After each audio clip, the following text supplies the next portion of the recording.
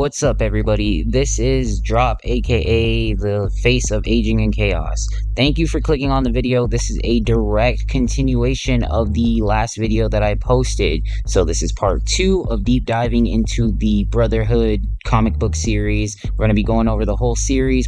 So if you haven't already, go check out the last video that I posted, which will be part 1 of this series. It's kind of crucial information-wise to understand what's going on and where we left off in the story. Or you can just go into it blind. I'm not your boss. Anyway, thank you for clicking. Peace. Let's get into the Milan saga now. The Milan saga begins exactly like how the Asher saga started, where you have monologue from the main character. Her name is Milan Reeves, and she is the daughter of a very wealthy man. His name is Malcolm Reeves. Surprise, surprise, he's a complete asshole. But anyway, she's monologuing about how her dad has pretty much Princess Fiona her, locked her away in some big fucking mansion castle thing in London, and how he warns her about shadow people called the Bogies coming to get her, and that's why she has to be locked away. But she's not a little kid who can be fooled by scare tactics that parents use. She's a young, hot 20-something. She wants to go out and do girly pop shit, dude. Her dialogue makes her come across as like your typical spoiled ass rich girl. What the hell? They want my car now! Don't tell me my car now. I told her not to get it. I wanted to get my body. They don't want. Even it has like dialogue saying that her dad is so annoying, and if he didn't have a lot of money, it would be fucking easy to hate him. I'm paraphrasing, but she has dialogue that's like she doesn't really need to learn anything, and like learning from your actions are for poor people. And so she's not a very grounded person from the beginning of her saga. So while she's narrating these pages, the art actually shows that there is another cell of the Brotherhood that's actually breaking into her mansion to kidnap her. So while she's explaining her dad's paranoia of the shadow people, the Bogies, coming to take her away, there's actually people coming to take her away. It's definitely not exactly what her dad was afraid of, but it's happening. So the European cell of the Brotherhood, which is only like a handful of mutants, they're piecing up the guards. They're about to kidnap her. So she hears all this commotion and she dips the fuck out of the window. Now we get introduced to the London cell of the Brotherhood, which consists of mutants named Clyde, Fiona, Bella, and Bryson. Spoiler alert, none of these motherfuckers are really around for too long, so don't get like too attached to them. The Brotherhood kind of powerhouses their way into Milan's bedroom, and they're like, God damn, she's left out the fucking window. Well, yeah, if you don't set a goddamn perimeter, you fucking amateurs. But they see that she's gone. She dips. She's in a fucking convertible, and she is zooming the fuck out of there. And that's when they're like, all right, Clyde, well, you can fly, dog. Go get her. So while Milan is driving, she's on the phone with her dad like, your fucking security detail sucks, dude. She cuts herself off in mid-sentence because she sees that it's just not people following her. These motherfuckers can fly. Clyde gets right on her ass and grabs onto the car, but she stomps on the brakes, and thus causing Clyde, who was holding onto the back of the car, fly the fuck forward. Then she proceeds to Regina George his ass with the car. So after using Clyde's body to really check her tire pressure, and the Brotherhood now surrounding Clyde, and they are not a very sentimental bunch. And at one point they're just like, damn, you gonna die, dog. You ain't making it out of this shit. You are not looking good. And he's like, yeah, I knew the risk when I signed up, dude. I knew that some rich girl was gonna run me over one day doing this. We then cut to Milan's dad, Malcolm, who you can tell is a very important businessman because he has a lot of windows in his office, and he's freaking the fuck out. He makes it a point to be known that he's on the phone with Charles Xavier, and he's like, yo, what the fuck? You're not supposed to be touching my daughter. I don't care if she's a mutant. And then he comes to the realization that it wasn't the X-Men. It was mutant terrorists called the Brotherhood, and he's freaking the fuck out. But he has the money to get a fucking private security detail to go find her and bring her back safely. This spoiled girl doesn't know what to do. She's getting chased by a bunch of mutants. Granted, she killed the most mobile one, but when you're that lost in all the spoils, wealth, and decadence that the world has to offer, you don't have any life skills or survival skills. And you would think she can go to the cops, that she can do anything of the sort, but she ends up going to the club where her friends hang out at, and she walks in, she's like, yo, I'm getting fucking chased by monsters, like they're flying and shit. And to which her friends aren't really receptive of everything, and they're just not trying to kill the vibe. And he's like, damn, bitch, you on drugs? Like, if so, Yo, let me get some of that. That sounds good as hell. Monsters? So while she's trying to take refuge amongst these fucking party people, the Brotherhood is not far behind, and they actually bust into the same club, to which her friends do try to protect her, but it doesn't do jack shit. Anyway, Milan runs outside because her friends just got pieced the fuck up. So the Brotherhood runs out to catch her in the alley, and then that's when the security detail also rushes in. They waste no motherfucking time. They just shoot one, pow, right in the head. This is when Bella says one of the stupidest lines. Homie looks at the security detail and he's like, you messed up big time. Shot him in the head. He hates getting shot in the head. After Bryson brushes off a dome shot to the head like it was nothing, they end up killing the whole security detail. They're just whooping ass left and right, and security detail stands no chance. They're fucking trained mutants, my guy. Like, so now the Brotherhood is closing in on Milan, and that's when her powers start to show. And it looks like she's gonna fight them off until Bryson, fresh off a blast to his dome, just kind of open palms her and knocks her out. So we cut back to Fagin and Asher for a brief moment, just kind of chilling in the kitchen with Hoffman, where Hoffman gets a report from Orwell that everything went good. And they decide, all right, cool, we about to head over the pond straight to the UK. And so they can meet up with that chapter and kind of show Asher the ropes, is what they make it sound like. We go back to the Brotherhood hideout where Bella is just straight up torturing Milan. At this point, Bryson's had enough of Bella's shit. He's like, yo, we just supposed to kidnap her and you over here being way too extra with this, my guy. And so they have a little confrontation. Bryson smacks the fuck out of him. But when Bryson's stopping the torture of Milan, he like puts her in a coffin. He's like, wait here, I'll keep you safe. Let me handle this. And he's really setting up the kind of like creepy nature that their relationship evolves into, but we'll get into all of that. These members of the Brotherhood go their separate ways. Bella and Fiona, from what I gather, go back to the mansion to collect the ransom for Milan, and Bryson takes Milan on a car ride. And this is where the relationship develops at the speed of help me stepbro, I'm stuck in the dryer type shit. And it kind of starts with Bryson like coercing her into a conversation where he's like, listen, I'm sorry for Bella. I'll take you home. I'll take you wherever you want. I just want you to be safe. But I guess you don't want to know what your dad does for his money now, do you? It's a classic case of like really bad written reverse psychology. She's basically like, tell me. And he's like, no, I don't want to. And then when he eventually goes, well, I guess I can. But instead of just outwardly telling her, he's like, we're gonna go visit your fucking uncle, because her uncle is a very shady doctor who operates out of Paris. So they're gonna head to where he's at. So while all this is going on, Malcolm is working non-stop to try to find his daughter. So he has a team of people. He's in his office on his phone. And that's when our precious scar-faced villain in a suit pops up like, but it just might work. What? and this motherfucker's just like, listen, I know your daughter's a mutant. I know that you profit off mutant suffering, and I know that you're looking for a cure. I'm gonna take care of that for you, my guy.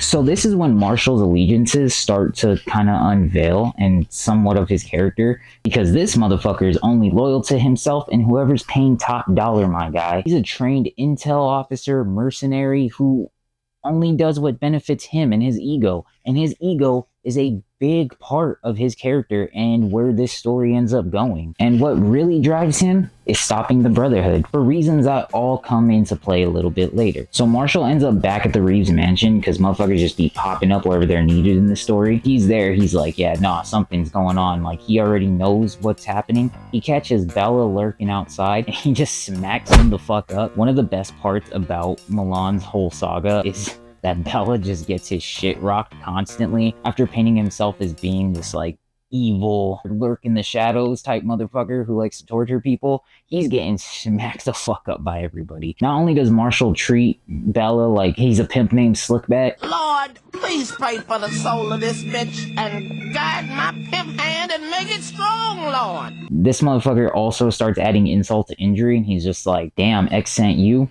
Probably should have sent someone better. Probably should have sent a real man. Bella also has some dialogue at this point. He's like, oh my god, it's you. So they obviously know each other because of Marshall's history with the Brotherhood, which we're shown a little bit later. So now Marshall has the two members of the Brotherhood captured, and he's about to let his sadistic side show a little bit. He puts Bella on like this rejected Biggest Loser challenge device. It's a treadmill with doom lurking behind you if you stop or slow down, which I'm surprised the Biggest Loser actually didn't fucking use. And while Bella's on this device, he's just treating him like a pincushion. He's just jabbing sharpened sticks into Bella's body. So after torturing the two, Marshall ends up going back to Malcolm like, remember I told you I'd give you a hand in this? And then he just plops Bella's hand on Marshall's desk like, I got you, my boy. So we cut back to Bryson and Milan where they show up at her uncle's clinic because her uncle does business with her dad and they're kind of all intertwined in the same circuit. Milan's like, oh yeah, this is my uncle's clinic. This is where he helps people. This is where he helped me as a kid. Bryson's like, yeah, whatever, bitch. Kicks in the fucking door and just mollywops a couple of armed guards. And that should be a sign to her that it's not just your normal clinic. And that's where the truth is finally shown to Milan. They open up the door to this room where there's a bunch of mutant fetuses everywhere. And so now it's shown that they profit off of the inhumane treatment of mutants, stealing away mutant infants from pregnant women and doing experiments on them to try to eradicate the X gene and mutants in general. So now with her seeing how grim her family's fucking secrets are, they run up on her uncle who's about to start operating on a young lady and they interrupt that whole procedure and she just wants to know the truth. She's interrogating her uncle so they can know the truth and he can finally admit the shit that they've been up to. And when he's not supplying, Bryson just lays it on heavy. He's just like, tell her about how her father's ashamed of being a mutant. Tell them about how you trick young women into thinking their babies have some sort of fetal fatal disease and you're gonna remove them and use them for stem cell research, but that research is ultimately what killed fucking Bella's mom. So Mans is dropping fucking truth bombs like this is a